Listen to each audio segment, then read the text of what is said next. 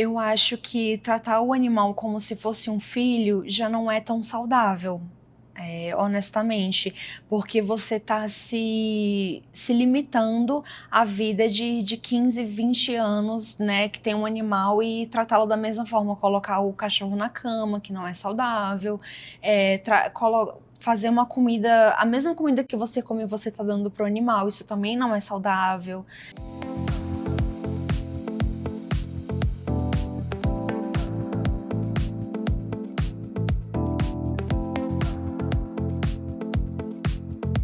E antes de começar o episódio de hoje, eu quero apresentar e agradecer com muito carinho os nossos patrocinadores, que acreditaram nesse projeto desde o início e tornaram o consultório aberto ainda mais especial. A começar pela Cerrado Chic, uma loja que eu simplesmente amo. Com curadoria impecável em peças de decoração, móveis e itens exclusivos. Foi a Cerrado Chic que assinou toda a ambientação do nosso cenário. Com bom gosto, originalidade e aquele toque que faz toda a diferença.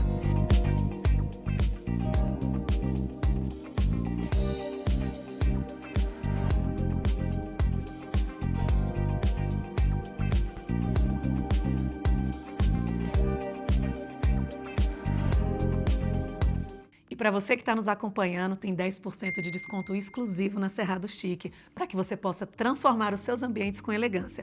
O QR Code já está aqui e o link já está aqui na descrição. E agora eu quero apresentar para vocês a Porão 40, uma loja referência em Brasília que une sofisticação, tendência e elegância em cada detalhe. Responsável pelos meus looks, a Porão 40 reúne peças de alfaiataria impecável, vestidos versáteis e uma curadoria que traduz o melhor da moda atual. Com novidades praticamente todos os dias, a loja está sempre conectada com o que há de mais relevante no universo fashion. Perfeita para mulheres que buscam autenticidade e estilo em cada escolha.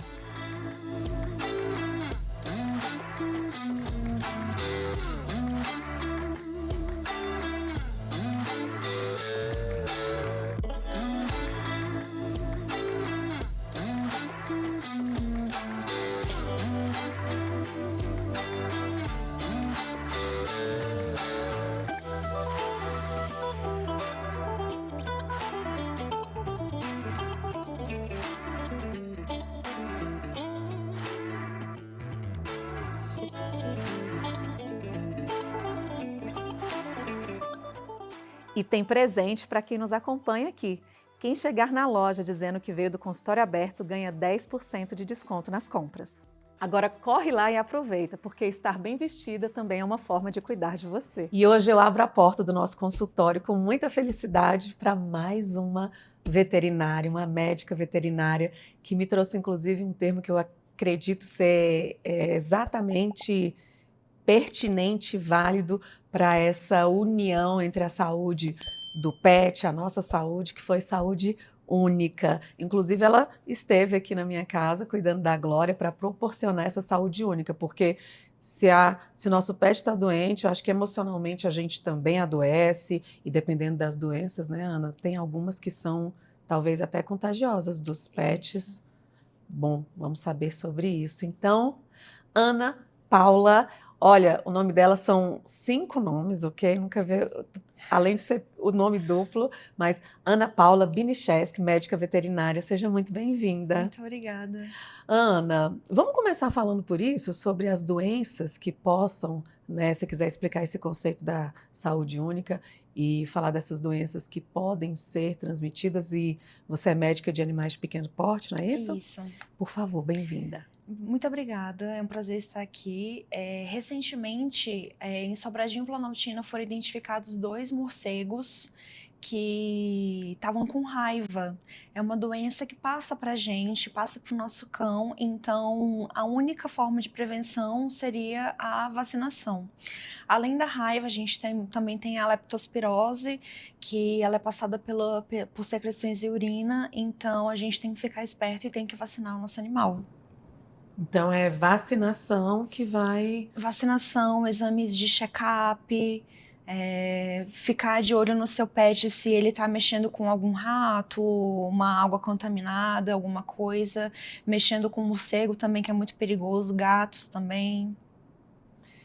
Interessante isso que você trouxe. Como a gente mora num local, né? Eu acho que você também, que tem quintal e também morcegos, tem gente que acha bonitinho, né? O gato tá na natureza dele, ele tá caçando, ou seja, não pode de jeito nenhum, né? O indicado seria que os gatos eles não saíssem de casa. São os gatos semi-domiciliados, que na verdade a vida deles encurta muito mais, porque além de pegar doenças infecto-contagiosas de gato para gato, eles podem ser atropelados, alguém fazer alguma maldade. É o que a gente vê bastante no meu condomínio, por exemplo, que tem uma colônia de gatos e os gatos das casas eles saem. Então eles têm essa relação íntima de gato de rua e gato semi-domiciliado.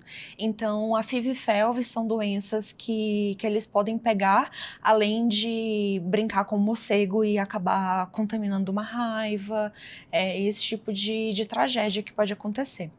Para que a raiva seja transmitida para o tutor, para a família, é necessário que ele tenha um comportamento diferente, com raiva azul, né? Como é que Sim, acontece? o gato e o cachorro, eles têm sintomas de correr de um lado para o outro, eles ficam mesmo com essa raiva dentro deles, tá? Mas além disso, eles têm a saliva deles fica muito mais intensa, então é uma doença passada por saliva a partir da mordedura, né? Arranhão também, mas mais por saliva. E a gente tem o mito de que se for morcego que come fruta, ele não passa raiva, mas na verdade ele é um vetor da doença, ele guarda a doença, mas ele não passa pra gente porque ele precisa fazer a mordedura, né? Mas um gato pode mexer com esse morcego que come só fruta e acaba passando pra gente. Entendi. Mas pro gato, assim, né? Porque ele vai pegar a doença do morcego. Ou seja, é mito. O morcego que come fruta também pode transmitir Armazena a doença, sim. a raiva. Isso. Ok. E você falou que recentemente ficou sabendo de 2 casos. Realmente é algo que pouco acontece, né? Porque a população está bem instruída com relação a essa questão da vacinação. A vacinação nem tanto, é mais se for identificado um morcego dentro da sua casa, você liga para a zoonose, para a Dival, e fala que teve um caso de um morcego e eles vão examinar esse morcego para ver se ele tem alguma doença infecto-contagiosa para poder ou tranquilizar a comunidade ou alarmar. Foi o que aconteceu em Planaltina, em Sobradinho. Eles tiveram que alarmar a sociedade. Mas eles foram lá por causa de um morcego que as pessoas identificaram, porque Isso. aqui no Lago Sul, por exemplo, tem morcego praticamente em todos Em os todas em umas lotes. mangueiras, né? Mas foi assim, eu não sei os detalhes de como é que aconteceu, mas eles pegaram esses morcegos e levaram em laboratório, identificaram o vírus da raiva e tiveram que fazer um chamado à comunidade de que vacinasse seus pets, né? Principalmente. E se ele pegar a raiva, Ela vacina, isso pode. não, é uma doença fatal. Existe, acho que 6 casos no mundo todo de cura com sequelas em humanos. Para pet, é eutanásia e eventual morte do animal. É uma doença fatal. Inclusive se o humano for contaminado. Isso, com certeza. Gente, eu não sei se sou eu que estou por fora ou se cada um de vocês aí tem essa consciência do quanto isso é sério, né? É muito sério, é uma doença que passa dos animais para a gente e a única forma de prevenção seria realmente a vacinação. Então, vamos vacinar os nossos pets. Como é que você decidiu migrar para o atendimento, né, veterinário domiciliar? O que te atraiu a atender em comparação com o atendimento tradicional? Desde que formei, estágio também, eu sempre tive uma boa relação com os tutores, mas foi a necessidade de, por exemplo, precisar fazer um exame que não houvesse estresse, porque existe, a gente chama de leucograma de estresse, principalmente em gatos, e eu sou apaixonada em felinos. Então eu via a necessidade de não estresse para esses animais, para que o meu exame desse mais fidedigno e eu pudesse ler eles de uma forma mais assertiva. Uma pressão arterial no consultório, ela fica mais elevada, e em casa dá um valor mais normal. Então foi na necessidade mesmo dos meus bichinhos. Eu falo os meus bichinhos, mas são os bichinhos dos outros, mas são os meus bichinhos do mundo, sabe? Entendi. Então é o conforto mesmo. Você identifica que há conforto tanto para o animal quanto para o tutor também? Com certeza. A gente faz em horário marcado, às vezes no mesmo dia eu não consigo atender. Se for uma emergência, inclusive, eu tenho alguns lugares parceiros pelo DF, que se for uma diarreia há 4 dias e vômito, eu não indico que seja feito comigo, eu indico que seja feito um serviço veterinário, um hospital, porque ali ele consegue internar muitas vezes e ter um tratamento mais assertivo. As minhas consultas são consultas de estar tendo vômito há um dia, que eu consigo fazer um atendimento mais tranquilo, e ele não tem um risco eminente de óbito, né? Não tá tão desidratado que eu preciso fazer uma fluidoterapia intravenosa. Eu trago medicações comigo que dão mais conforto, né? Mas se o animal estiver há muitos dias com uma comorbidade, eu indico que seja feito no serviço veterinário no hospital. É sensacional, eu não tinha me atentado para esse ponto, né? Então, em casos de emergência, né, que ele identifique que está realmente muito ruim, o ideal já é direcionar mesmo para um hospital. Então, nos explique em quais casos, né, você identifica que seja suficiente para essa visita domiciliar, ou até um protocolo anual, ou cuidados que você sugere. Olha, o ideal que fosse feito uma prevenção. O que você identifica que é o ideal para gatos e também cachorros? Eu tenho dito isso cada vez mais, com mais frequência, de que a prevenção é muito mais barata do que uma internação. Uma internação, numa semana, você não gasta menos de R$1.000 por dia. E na prevenção, você gasta isso de uma vez, mas às vezes você precisa ficar mais tempo internado, sabe? Então é muito mais barato. O meu animal não tá comendo há um dia. Eu vou lá, faço o exame de sangue, faço as medicações pertinentes naquele caso, e a gente avalia em 2 dias. Eu mando mensagem se tá tudo bem, se voltou a comer, se tá com diarreia, se a diarreia melhorou, se o vômito também. Mas são casos mais recentes. Entendi. Além da prevenção, né, que é importante, é necessária, a frequência dela deve ser qual? Porque vai ter aí uma frequência de vacinação. Ou para animais mais jovens tem essa frequência, para mais velhos tem essa frequência. Qual é o protocolo ideal? Então, para cães e gatos saudáveis e jovens, adultos, eu indico que seja feita uma vacinação anual, um check-up anual, para a gente ter também um parâmetro das enzimas. Se ele tem algum problema de fígado, a gente já fica mais esperto. Se o rim está um pouco mais doente, a gente já aumenta a frequência de ultrassom também, que é muito importante. Mas para animais jovens e adultos, eu indico uma vez ao ano, e para cães geriatras, a cada 6 meses, dependendo da sua situação. Às vezes a gente descobre nesses check-ups uma condição que precisa ser com maior frequência. Me veio uma dúvida aqui. No ser humano, nós temos bem claro as etapas, né, da infância, que varia da idade X a X, o início da adolescência, o término da adolescência, a vida adulta, né, até chegar ali na... Como é que a gente chama essa fase? Idoso, né? A velhice. A parte senil, né? Senil. Como funciona para o animal? Há diferença entre cães e gatos? Explica para a gente separadinho, assim.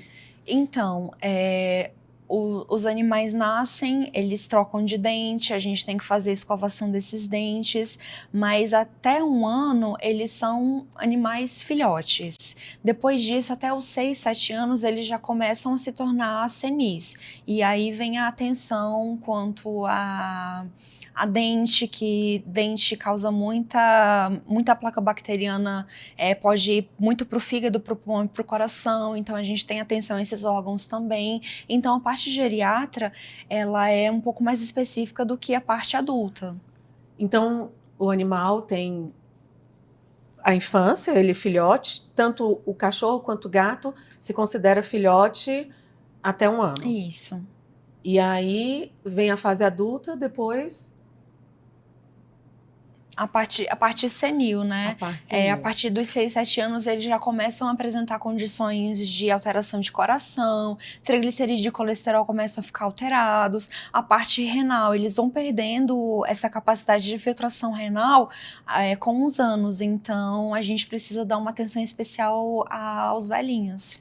O fato de você ter escolhido a nefrologia para pós-graduação, especialização, tem a ver com esse seu desejo de cuidar dos animais mais velhinhos? Com certeza, mas mais que isso, eu gosto muito de gatos. E gatos obstruídos é uma coisa que acontece com frequência, principalmente onde eu morei. Eram 3, 4 gatos obstruídos por semana, e o meu desejo de querer fazer um pouco mais do que só desobstruir e fazer uma fluidoterapia. O que eu posso fazer a mais por eles? Descobrir que eles têm um cristal, descobrir que eles precisam tomar ração renal. Então, tudo isso vem de necessidade mesmo. Entendi. E a escolha, que a próxima especialidade que você deseja é a geriatria. Eu acho que tanto a nefrologia quanto a geriatria são casamentos que a gente tem com os tutores, né? Então precisa haver uma confiança. Essa parte de você se relacionar bastante com os tutores e de ter um paliativo. Às vezes o animal ele já tá velhinho, ele já tá caminhando para o óbito, então você tem medicações específicas que você consegue dar um conforto, principalmente analgesia, e é nessa parte que eu gostaria de focar. Dos cuidados paliativos para animais. Isso. A gente vai falar sobre isso já já, que eu achei sensacional quando nós estávamos aqui conversando. Eu gostaria, ainda na questão do atendimento domiciliar e das vantagens, se você tem algum caso onde fez realmente diferença para que quem está em casa, eu tenho um testemunho, né, pessoal aqui do quão das vantagens que foram para mim. Agora, você enquanto médica, né, quais as principais vantagens ou algum caso que tenha acontecido que possa ficar mais claro do conforto do atendimento domiciliar? Mas é um atendimento familiar também, porque eu não atendo Boa. só o cão e o gato, eu entro na casa das pessoas, eu vejo os ímãs de geladeira que tem ali, as fotos de família. Eu lembro muito do seu Luiz, que me ligava 3 vezes ao dia para conversar sobre a possível eutanásia do cão dele que estava com leishmaniose, e querendo descobrir de onde veio, falando: seu Luiz, não tem mais para onde a gente descobrir de onde veio, e sim o que vamos fazer a partir de agora, sabe? Mas são tutores que me ligam para fazer um desabafo mesmo, sabe? E tentar trazer mais conforto, tanto para o cão, mas para a família também. É um casamento, não tem para onde fugir. Sim. Vamos entrar então na questão dos cuidados paliativos, né? Inclusive, até para pessoas ainda é um serviço que não é tão disseminado, né? Mas a gente sabe o quanto é necessário e a diferença que faz. Para você, o cuidado paliativo para o animal, né? Onde a gente vê que muitas vezes simplesmente só se fala em eutanásia, como isso funciona? Quando eu vou na casa do paciente, já estou contratada para fazer uma eutanásia, eu faço uma consulta antes, tá? E vejo se aquilo é realmente necessário, tá? Mas o meu desejo nunca é recomendar uma eutanásia, e sim procurar o que a gente pode fazer pelo aquele animal. Se eu avaliar que o animal não tem mais qualidade de vida, não tá mais comendo, tá com fezes muito feias, aí sim a gente conversa bastante com a família, eles têm um momento pessoal com o animal e aí a gente faz a partida dele. Na verdade, esse cuidado paliativo, ele vai ser estendido principalmente para aquele tutor, né? Exatamente, é mais tempo para o tutor.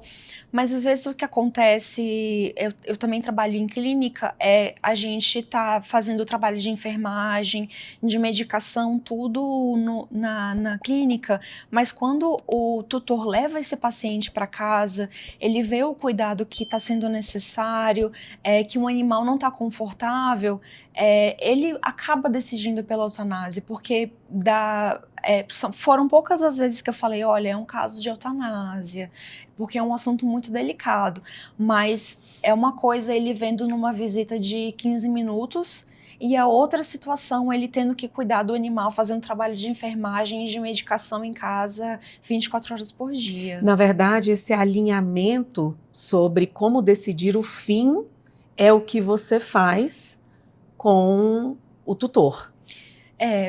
Avaliando dentro do meu coração, eu já vi que é um paciente que está caminhando para o óbito, tá muito mal, tá com as enzimas todas muito ruins, mas a conversa, é o encaminhamento, é o poder da palavra para o tutor, para que ele mesmo tenha essa decisão.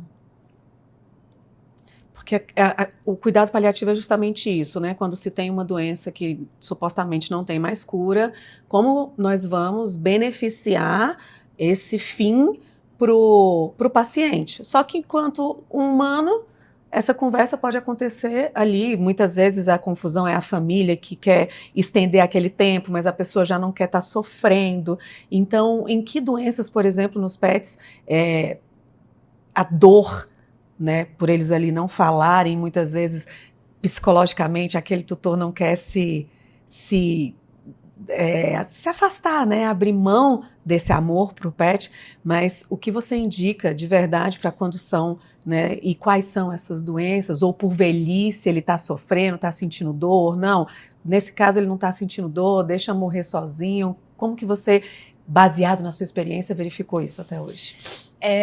Foram 2 casos muito marcantes para mim, que foi seu Luiz, é um paciente com leishmaniose, mas ele tinha problemas em casa. Em casa, a filha dele teve AVC, a esposa estava com uma outra condição de saúde, então ele, por ser idoso, também não conseguiria administrar as medicações, então deixar o cão sem as medicações para diminuir esse desconforto que é a leishmaniose, a gente decidiu, ser uma doença infecto-contagiosa, também uma zoonose, pode ser transmitida para humanos, fizemos a eutanásia dele, nessas condições.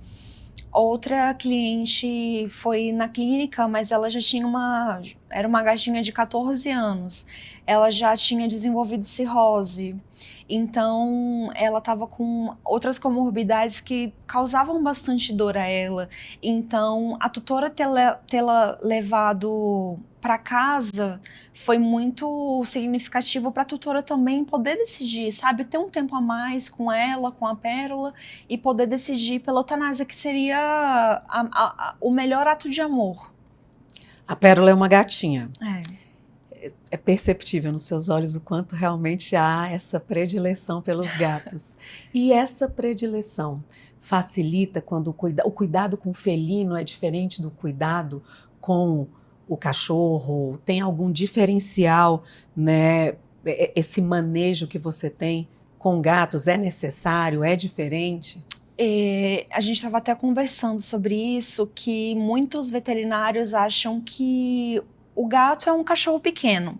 E, na verdade, existe especialização de medicina felina, mas mais que isso, eu acho que o atendimento em domicílio, ele traz um conforto muito grande para os gatos, para vacinação, para coleta de sangue, para o que eu estava falando de leucograma de estresse. Os gatos eles estressam, obviamente, mas muito menos do que você ter que colocá-lo numa caixinha de transporte, levar ele até a clínica. Então, o atendimento em domicílio, ele fornece esse conforto tanto para o tutor, que é um horário marcado, ele sabe que eu vou chegar lá a tal horário, mas também para o pet. A vacinação é muito tranquila, costuma ser em gatos, ele tá na cama, eu vou ali, eu não preciso pegar o animal, colocar ele em cima de uma mesa fria, né, a nossa mesa de inox, ele estando a gente consultou a Glória na cozinha, então traz um conforto muito maior para o animal, sabe? E validando o que você falou, quando eu fui levá-la para a questão do exame da FIV-Welt, ela se enfiou, parecia que ela estava no lugar de maior estresse.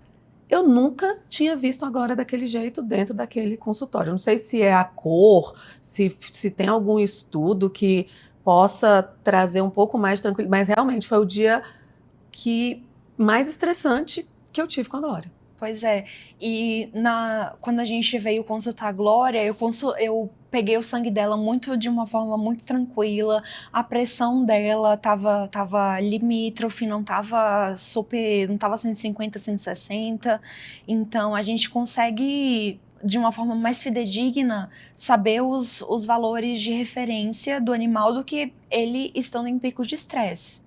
Maravilha. Tem alguma técnica que você utiliza para esses gatos que são mais agressivos e mais estressados, mesmo você indo até a casa? Eu tive uma grande escola na Asa Norte, uma clínica só de gatos, e lá eu aprendi alguns manejos. Então, colocar o gato dentro de uma toalha com feromônio, você deixa ele muito mais tranquilo, ele sabe que nada vai atingi-lo. Então a gente faz um sushi de gatinho, a gente enrola ele numa toalha, ali ele vai estar com os membros presos, então fica muito mais pacífico e seguro, tanto para mim quanto para ele, né? E a gente faz dessa forma. Aí ele fica enroladinho. Ele fica enroladinho e a gente faz a vacina, as medicações, a gente coleta sangue se for necessário, o exame físico a gente faz ali também. Gato tem que tomar banho? Então, os gatos são animais autolimpáveis, né? Existe um lugar na Asa Sul que ele dá banho em paciente que não consegue, tá tão idoso que não consegue mais se lamber, tem acúmulo de pelo, mas só nesses casos. Mas, em geral, eles se lambem e se limpam. Mas faz mal dar banho? Não faz mal, causa estresse. Né? Mas gatos que são muito mais peludos, eu acho que existe um benefício, porque ele, dependendo da idade do animal, ele não vai conseguir mais tanto se limpar, tirar os pelos, fazer a troca de pelos. O Louvor e a Aleluia, para vocês que ainda não sabem, eu tenho a Glória, a Aleluia e o Louvor. São 3 gatos aqui. E de pelos, porque ele é aquele manicum, mais ou menos manicum, ou não é manicum, a gente ainda está identificando, mas foi assim que vieram, né? E ele não consegue retirar do pelo, porque o Louvor é mais bagunceiro, fica mais na rua, e aqui no lote, né? E acaba carrapicho, essas coisas ele não tira, e embola, não dá para ir penteando, porque o pelo é mais longo. O que você sugere? Eu sugiro que ele tome pelo menos um banho de spa, o spa dos gatos, então, para fazer a escovação, fazer a limpeza, e além disso tem alguns sprays que são para banho em casa. O pelo fica mais sedoso, fica mais fácil de passar a escova. Fazer a escovação em casa é o mais indicado, mas a gente sabe que nem todo tutor e nem todo gato deixa, né? Então, para esses casos eu indico que seja feito num lugar especializado em banho de gatos. Onde você indica em Brasília? Tem eu não lembro o nome, mas é Banho dos Gatos ou Spa dos Gatos, fica na Asa Sul. Legal. Porque é bom a gente ter essa indicação, gente. O consultório aberto tem esse principal propósito. Podemos ouvir, né, informações fidedignas e imparciais sobre empresas, né, farmácias E vindo do profissional da saúde, isso traz uma segurança para a gente, né, diferenciada. Assim como o profissional que vem até aqui. É um profissional onde nós consultamos o conselho, são profissionais reais, até porque quantos profissionais aí atuam sem nem ter formação. Então, nós temos esse objetivo de também fornecer esse serviço de segurança para a população, para você que se preocupa com a sua saúde e também com a saúde do seu pet, transformando aí essa saúde nessa saúde única, né? Exatamente. São lugares que não seguram o gato pelo cangote, que isso causa muito estresse nele, eles liberam muito cortisol e adrenalina. São lugares que fazem tudo no tempo do animal. Se o animal não deixar de jeito nenhum, então a gente não faz. É um trabalho bem individualizado, com horário marcado, profissionais capacitados, eu gosto bastante. Bem respeitoso, né? Isso. Você identifica que nos últimos anos, ou o que mudou, o quanto as pessoas têm tratado e visto os animais, eu digo respeitar a ponto de ser visto como um animal que tem direitos, porque antigamente a gente via essa questão de chuta-gato.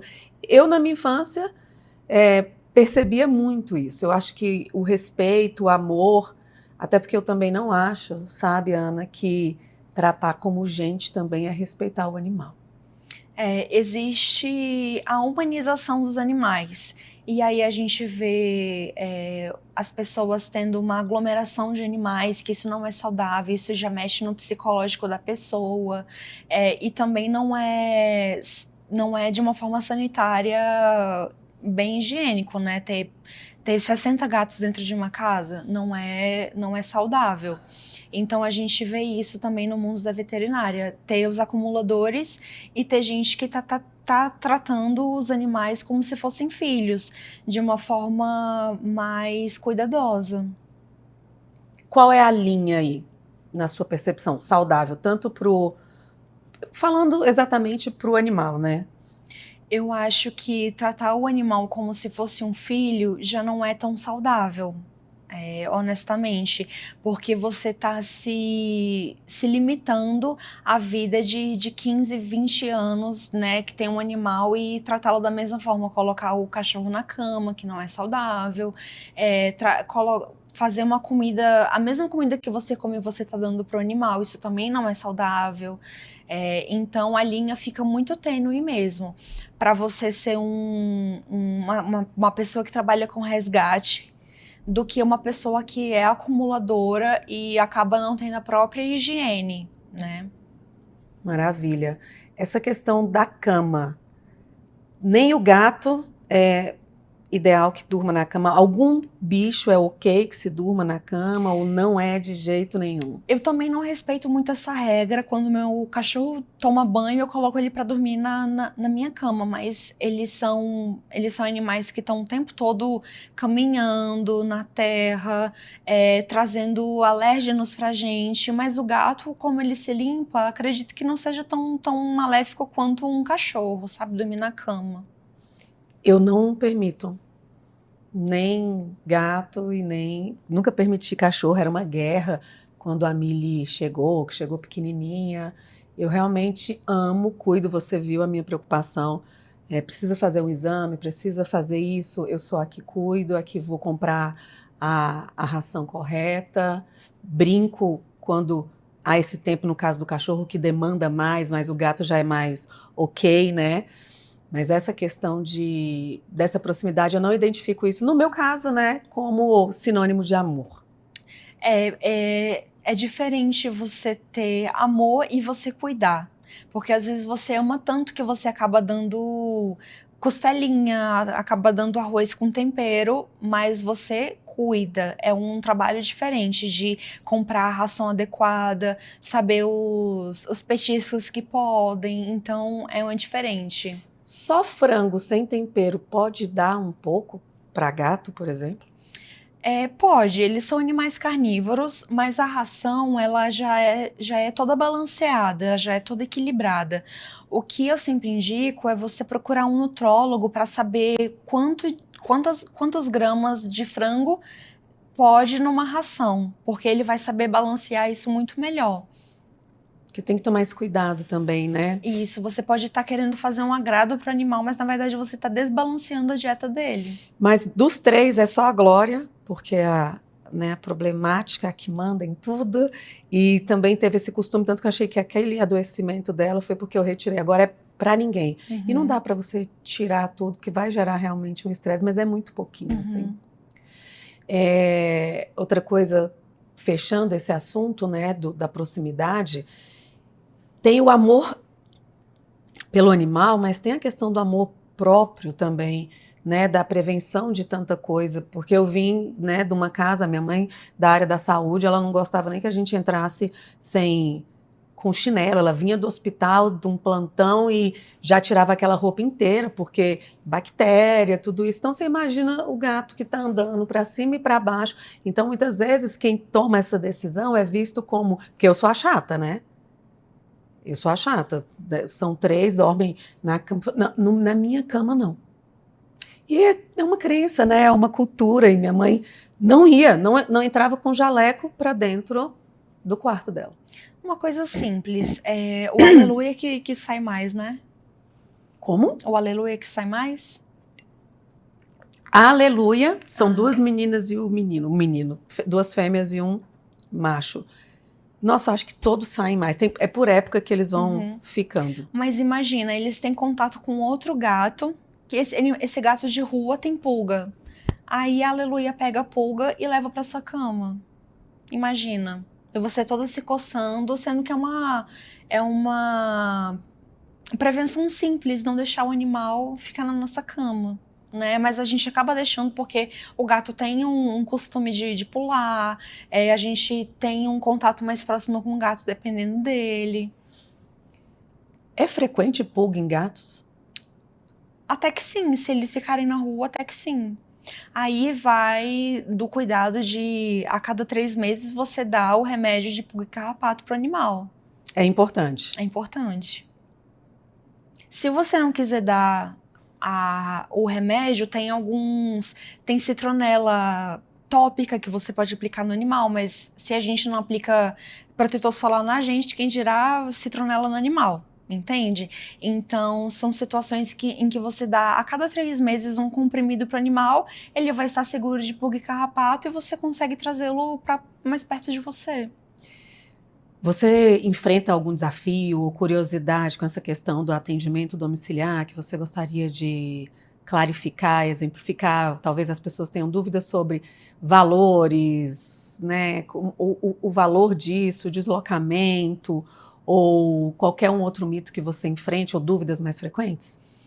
Eu trabalho mais com check-up e vacina, né? Se o animal estiver doente há 2 dias, eu ainda vou na casa e faço a anamnese, o exame físico e tratamento. Mas eu trabalho mais com check-up e vacina. Os valores são os mesmos valores de clínica, só que a gente tem um trabalho mais individualizado, que nem eu falei, a gente entra na casa do tutor, a gente toma café com eles, então, às vezes eles acabam soltando algumas informações que eles não soltariam na clínica, né, porque eles estão mais à vontade. E outra coisa, as pessoas, elas querem te receber bem na casa delas. Elas não querem que você saia de lá com uma má impressão. Então, elas vão ser o mais doce possível e também conseguir ver o animal no ambiente dele, ver a caminha que ele tá, ver a coleira que ele usa, o comedouro dele, se tá limpo ou não, você já dá uma espiada assim de lado. Tudo muito subjetivo, mas a gente consegue ter uma visão muito mais, uma visão maior. Ampla, né, sistêmica realmente da vida, né, no todo do animal. Olha, maravilhoso, maravilhoso. Obrigada, realmente foi muito bom te receber. Quero validar, né, o trabalho e o manejo que você tem, a segurança que você gera, né? Você tirou sangue da Glória, funcionou assim super bem, e o pós que você dá também. Está ligando, tá tudo bem, melhorou as indicações de outros profissionais, então eu valido e acredito realmente que é algo que é um grande benefício mesmo ser atendido nesse caso, né, domiciliarmente para os nossos pets. Me deixou muito confortável, né, tanto que fez tanto sentido você estar aqui. E convido os outros veterinários que são tantas áreas, né? Eu estou procurando o tal do oculista, gente, achei sensacional isso.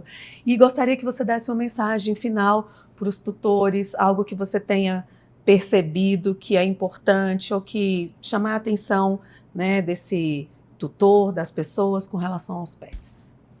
Então, a vacinação é a melhor precaução que a gente tem, o melhor remédio. Uma visita em casa também causa muito menos estresse do que você colocar um gato dentro de uma caixinha de transporte, colocar ele dentro do carro, aquele balança-balança, realmente já vai nos dar uma impressão errada de como está a saúde do animal, porque ele pode não ter tido nenhum vômito, mas ele tem um vômito dentro do carro porque está balançando ali e ele tem um desconforto. Mas em casa tem um horário agendado que é muito mais cômodo tanto para o tutor quanto para o veterinário, para o animal também. Eu acho que o serviço veterinário ele é diferenciado e cada vez mais tem tido mais veterinários dentro dessa área. Qual o grande diferencial da Ana?